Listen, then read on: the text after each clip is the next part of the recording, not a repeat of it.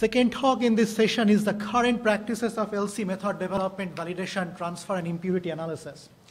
So as you see all these words, each of these words could be a day session. So the purpose of this is to provide you an overview rather than getting into details. So views of this presentation are not from Novartis, it's from the authors only. The general presentation to protect confidentiality and pictures and tables are general in nature. Okay, so when we have a commercial product in QC, normally analytical development, they do not take part in remediating those methodologies. The product could be 5, 10, 15, or 20 years old. In most cases, the analytics, either the methodology or the validation, might be not up to the standard. What would you do to make sure they come to the current standard?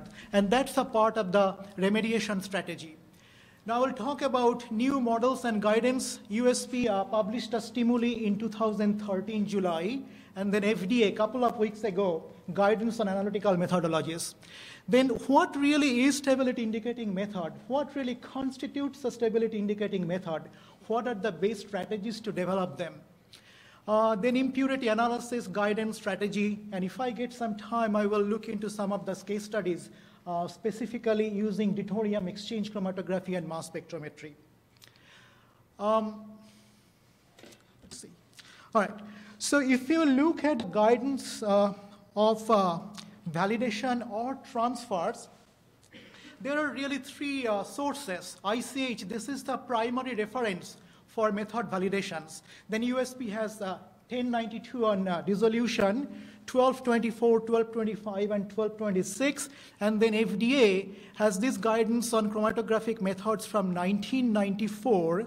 This is from August 2000. And this is really what I would like to concentrate on is the guidance for industry, which is published a couple of weeks ago. We also have another guidance from FDA that is from 1987. So the reason for this particular slide is to show you from ICH Q2 requirement for identification, we only need specificity for validation. For impurity quantitative methods, the only thing which is not required is this detection limit. For impurity limit test, specificity and detection limit is required. For assay content uniformity and dissolution, these two are not required. The similar thing for USP 1225. However, the dissolution, it has probably, in my opinion, has a better chapter, which is 1092. For method transfers, according to USP 1224, there are really four approaches. The first approach is the comparative testing. In comparative testing, one lot of sample with multiple replicates is utilized in two different laboratories. This is demonstration of linearity or quantitation limit is not part of the USP, but depending on your response of the detector, this might not be a bad idea to demonstrate that. Co-validation, in most cases, co-validation is done by doing intermediate precisions. In some cases, you do not have to do validation if you or transfer process, if you can demonstrate that you have a similar methodology in the laboratory. Complete or partial validation is required in some cases. So when we talk about these validation approaches, where does the number comes from? The number comes from the specification.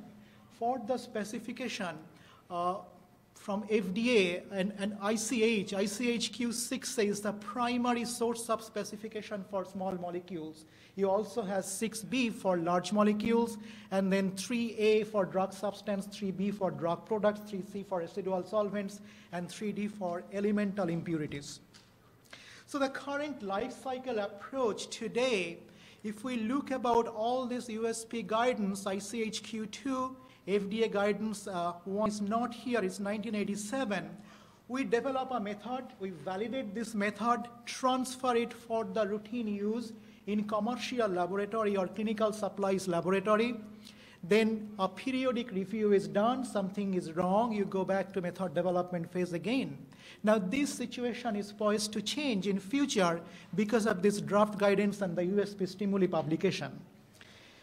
So having said that, I'm not going to critique what are the problems with the current life cycle approach. However, I would like to give you some of the salient features of the current life cycle approach and the new life cycle approach which has been proposed. So in the current life cycle approach, it is a discrete phenomena. One of the big things which USP stimuli talks about is the robustness. According to ICHQ2, robustness can be carried out in the development. However, if something fails, you do not need to understand that further as long as you control that particular parameter. This is also one factor at a time design. Generally, it is carried out as a part of the validation and not part of the development process. There is really not much consideration about the source of the variability. So in the proposed life cycle approach from the USP stimuli, which was published, great, I did not look into that time, all right. So based on the ICHQ8, which is pharmaceutical development, ICHQ9 is risk management, and the ICHQ10. And this is the stimuli paper. Actually, Rosario was one of the authors of this paper. This is a QBD approach for method validation and transfer of the life cycle processes. Now, once again, I am not going to get details into the QBD. However, I would like to present to you a little bit of overview of this process. So what is QBD? QBD is a systematic approach to development that begins with predefined objective. It emphasizes product and process understanding with process control.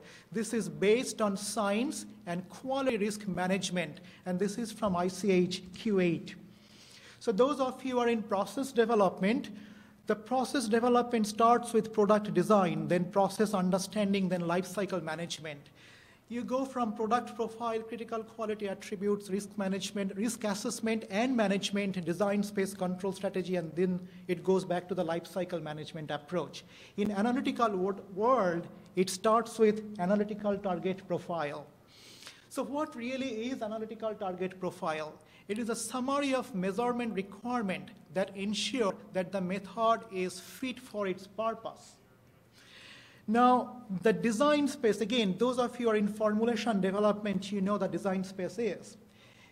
In analytical world, in design space, is actually comes from the multivariate approach. Let's say if you have a method, we have pH 7.1 to 8, flow rate 0.3 ml to 0.6 ml. So it's a science and risk-based multivariate approach to evaluate effects of various method input variables on method performance. Typically, design of experiment is carried out. One of the big differences in what we do and this approach is design of experiment is based on software outputs. So if you are familiar of USP 1058, where we talk about instrument qualification process, in instrument qualification process, you go from design qualification, installation and operation qualification, then performance qualification. The similar way, analytical methodology can be interpreted as method design phase, method qualification phase, and continued method verification phase. In method design phase, we define the method requirement conditions and identify critical controls. In method qualification phase, we confirm that method is capable of meeting its design intent. In continued verification phase, the assurance is given that the method is meeting its intention. So let's talk about the very first one. The method design phase. In method design phase, we start with analytical target profile. We would like to know what this method is intended to do. Once we know that, we choose a particular instrument to be able to do that. Risk assessment, and Rosario talked about it, and management, you can do Ishikawa diagram, and you find out control noises and experimental parameters. Again, DOE and robustness studies, it's not necessarily a one factor at a time design in these situations. Now, if you are aware of SYPOC, for every input there is an output. So the output for this process is a set of method condition expected to meet analytical target profile. Considerations must be given for different equipment makes, analyst, chemicals, etc. Then we talked about, Rosario talked about a lot about control strategy, and I thought about talking about that as well. But after listening to you, I would just, would not talk about it. But the main theme is there could be a big picture. It could be, in-process controls, finished product specification, incoming raw material specification, and how they are controlling the final product specification. And then associated method control as well, column selection, mobile phase preparation, system suitability selection, etc. So in the installation and operation qualifications, installation qualification is nothing but to make sure where the method will be used, they have the equipment status, analyst training procedure, those are all in place. Operation qualification is really nothing but ICH-Q2 validation. However, the big difference is it is not a tick box exercise. Method needs to meet its design criteria. In the performance qualification and continued verification section, this is actually where the samples are tested in the laboratory where the method will be run. In the continuous assurance section, you have to have a control chart and trending system. Out of specification, out of trend, other deviations needs to be looked at, and this is really a feedback loop to review either through a periodic review process or your annual product review process. Now, depending on where you are, out of specification, out of trending, or other deviations may not necessarily be related to the analytical methods. It may be coming from process variance as well. So we need to think about that when we are looking into this data. So the stimuli conclusion is this 1224, 1225, and 1226 will be concised into one chapter, which will be 1220, and there will be a new general chapter 220 that specifies the basic requirements. Now, about a couple of weeks ago, ADA published this draft guidance, and once again, I would not like to critique this. I would like to show you the characteristics of that or the salient features of this guidance. So for the method development, I would read this. During early stages of method development, the robustness of method should be evaluated because this characteristic can help you decide which method you will submit for approval. Now this is a little bit different than what we know from USP stimuli. This basically talks about you choose your condition. You have the flexibility of picking your condition and filing it. Again, it talks about the method robustness study, initial risk assessment, and follow multivariate experiments, which is really DOE and which is very similar to the USP approach. For the method validation, however, it talks about ICH-Q2 is considered the primary reference recommendation and definition on method validation characteristics. It also talks about the validation of chromatographic methods. I think it's from 1987 or 2000. Then what really constitutes a stability indicating method? It talks about the four different approaches. The known interference, if your product is matured, you know your impurities, you inject them and you separate them from your peaks of interest. Laboratory stress conditions, again, I'm not going to talk about that, you know all of this. And then actual product sample. If you are, again, in a commercial laboratory, and if you know you have expired samples, you can demonstrate peak purity and mass balance from the expired sample as well as samples which is exposed to accelerated conditions. Robustness evaluation, again, there is a little bit different approach from USP, typically conducted during method development. However, you have the flexibility that it could be part of a planned validation study. So the life cycle management approach from the FDA is very similar to USP. The trend analysis must be done to see how the method is working. One of the big things in this particular guidance, which is very different, they are asking all of us to keep some samples in anticipation that the method is going to change in future. When the method changes, not only revalidation will be required, but you have to do a comparability study to make sure that the new method is equivalent or better than the existing method. So having said that, for solid dosage forms, We have a content uniformity dissolution and stability indicating assay and impurity DEG analysis method. For content uniformity and dissolution methods, the selectivity requirement is the API must be separated from its impurities. Impurities do not need to be separated from each other unless the API breaks down into dissolution media or into solution media. Stability indicating assay methods and impurity DEG analysis method is used for drug excipient interaction as well. Now, sterile injectables is a little bit different. In sterile injectables, you can have 4 different forms: injectable solutions, lyophilized forms, depot, and suspension. Pretty much everything is self-explanatory, maybe except depot forms. In depot forms, it is extended release sterile injectables where you have either PLGA-based drug delivery system or liposome-based drug delivery system. And in this case, since most of the immediate release injections are given directly to the bloodstream, we do not need to show bioavailability for generic development. Again, these are the most of them are self-explanatory. Maybe for injectability and delivered dose content, I can talk a little bit about that. Let's say if you have a lyophilized powder, 5 grams in a bottle or in a vial, and you are supposed to add 5 ml solvent. When you add that, you will have volume expansion. And if you are injecting 5 ml, then your delivered dose is going to be different than the contained dose. So those are the things we need to think about during the development of sterile injectables. So for the stability indicating method development, this is going to be published in March LCGC Europe. According to us, what we think that there needs to be 5 discrete steps. The first step is understanding the drug substance chemistry. Then preliminary separation method development, defining degradation products and reference standards, method optimization, and then method validation. So let's talk about the understanding the drug substance chemistry. So when you start developing a method, when you look at a drug substance structure, there are few things you know of. So physicochemical properties are one of those. You can find out dissociation and partition coefficient, pKa values. From that, you can find out your extraction solvent and mobile phase pH determination depending on the compound.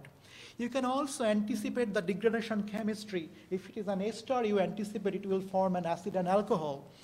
Comparability study, if you are using, let's say, a primary amine, and you are using in the formulation a carbohydrate, glucose or sucrose, you would expect Maillard reaction products should be there. And then spectrophotometric or fluorescence-based properties, RI properties, so you know which detection system to use. Once you know that, you go and develop your preliminary separation methods. In preliminary separation methods, you can alter sample solvent, mobile phase composition, column type, column temperature, flow rate, detectors, and detection setting. Now, if you are using an UV detector, the wavelength choice could be part of some discussions, and I'll talk about it in a bit. So again, this is not a tick box exercise. This is a general conditions you can start with. However, you got to think about how is your molecule is going to behave in these conditions to be able to make sure you get most likely degradant during the shelf life storage. The target is 10% degradation. Again, if you talk to different people, they have different philosophy around it. In my opinion, as long as we determine peak purity and mass balance is there, you have a method to work on. In the step 3, you define degradation products and reference standards. To define the unknowns, we take advantage of LCDAD, LCMS, LCNMR, and GCMS. Now, one of the things I was talking about, how to select the right wavelength. In some cases, all of us has probably seen that your API is more potent than reference substances. Why? Because when we come up with the reference substance potency calculation, you have 100 minus the percentage of impurity. And the percentage of impurity is dependent, at least when you start working on the method, on the relative response factor. You really do not know that. So depending on your wavelength, the percentage of that is going to change. Method optimization phase, smaller adjustments are made on the mobile phase pH, ionic strength, composition, gradient profile, flow rate, injection volume, and sample concentration. Final step really is to go back and doing the validation to make sure it is going to pass. And the final step, in step 5, It is nothing but ICHQ to exercise. So at the end, you have a method. How do you know what are the characteristics of it to be stability indicating? As the FDA guidance talked about, peak purity and force degradation. So again, we need to, peak purity can only be valid if the spectra is different. If the spectra are very similar, it's not going to give you any information. So one of the basic thing is the mass balance. You degrade your sample. You have 90%, 10% degradation. API is very pure. You don't see any impurities, but you don't have a mass balance. So the definition of mass balance, we all know it, but what constitutes the mass balance, that is really depends on the different companies and different people. I believe in 2003, ICH tried to put a definition around mass balance, but then they took it out from one of their ICHQ1 guidances. So the last part of this presentation, I'll talk about the impurity characterization, guidance strategy, and some case study, time permitting. So if you think about the NDA development, you go from drug discovery, clinical development, manufacturing to post-manufacturing. You go from drug substance to drug product. You go from investigational new drug application to new drug application. Now, as we go along this line, the regulatory oversight increases almost exponentially. So during this process, impurities can be generated as a process impurity. It could be degradation of the drug substance. It could be due to a drug excipient interaction. It could be due to a contaminant. Out of all these impurities, most probably the contaminants are most difficult to characterize.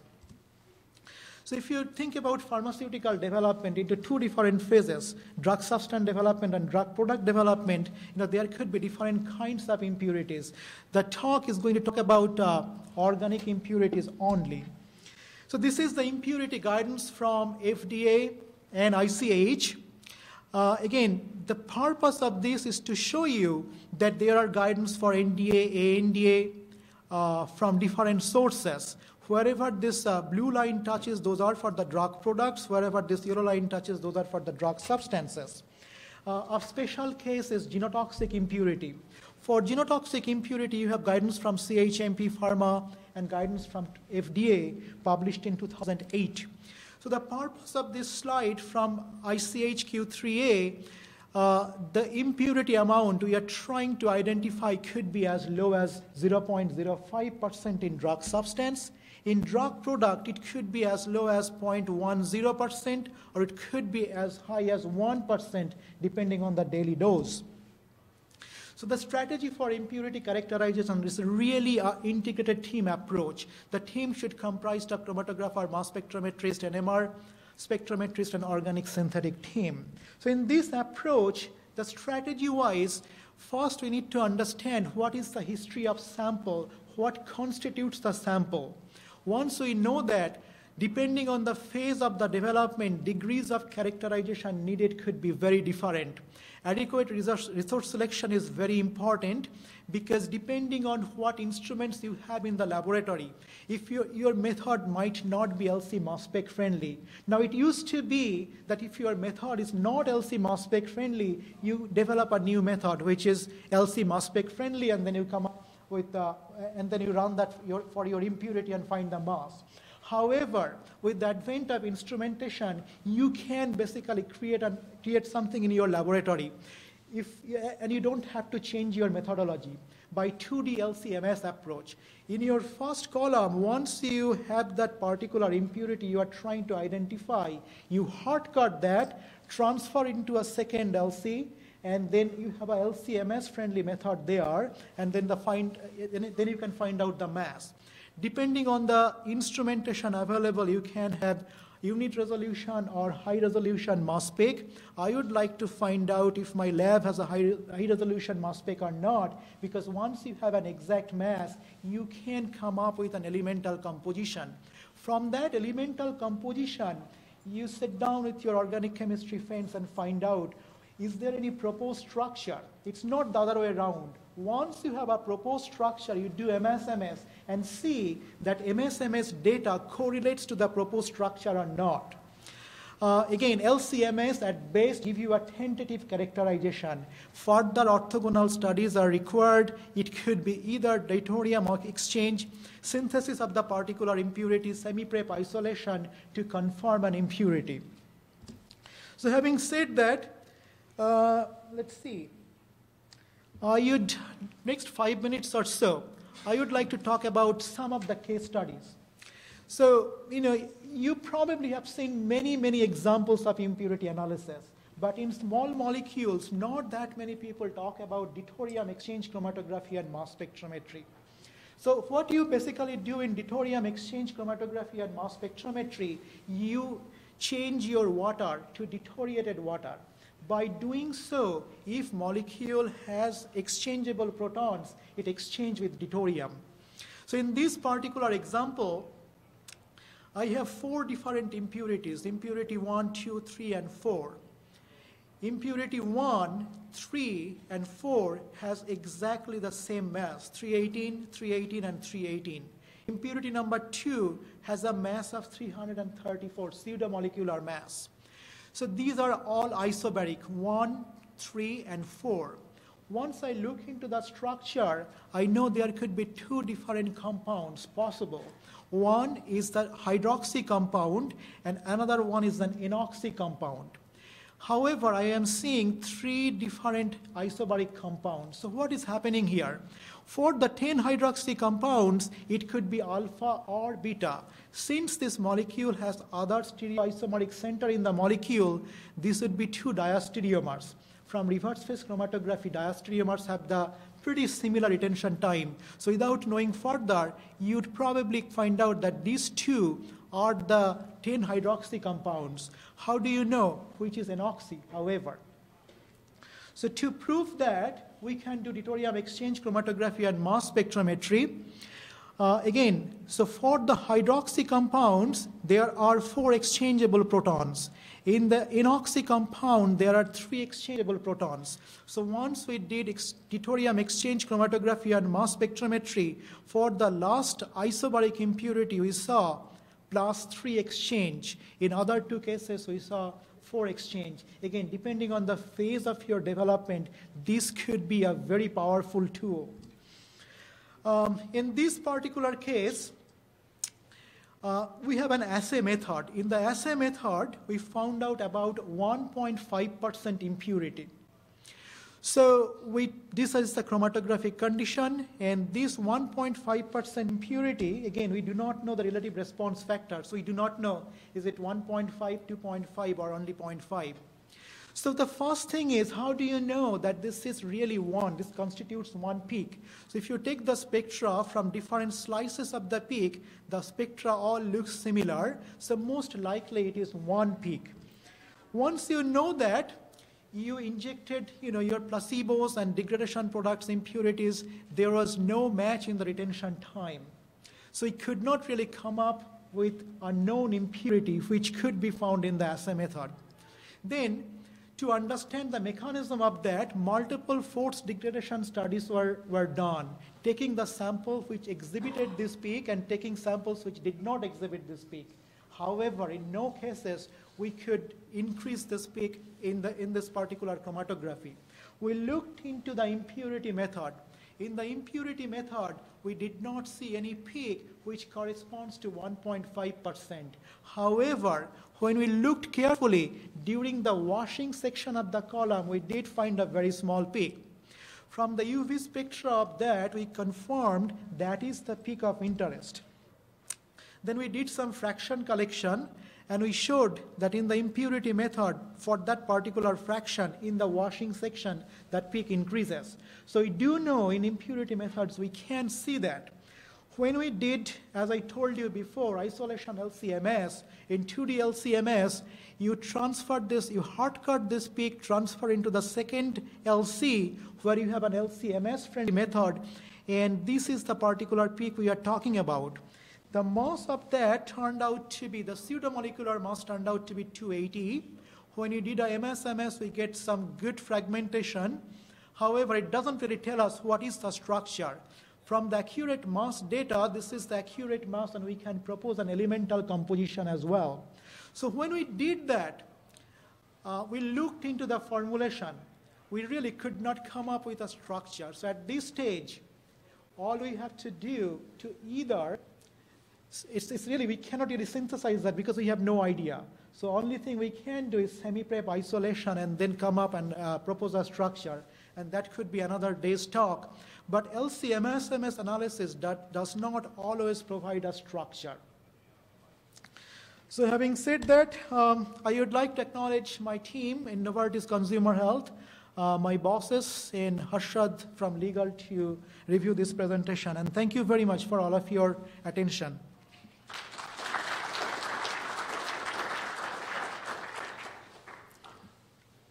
If you have any questions, I can answer one question.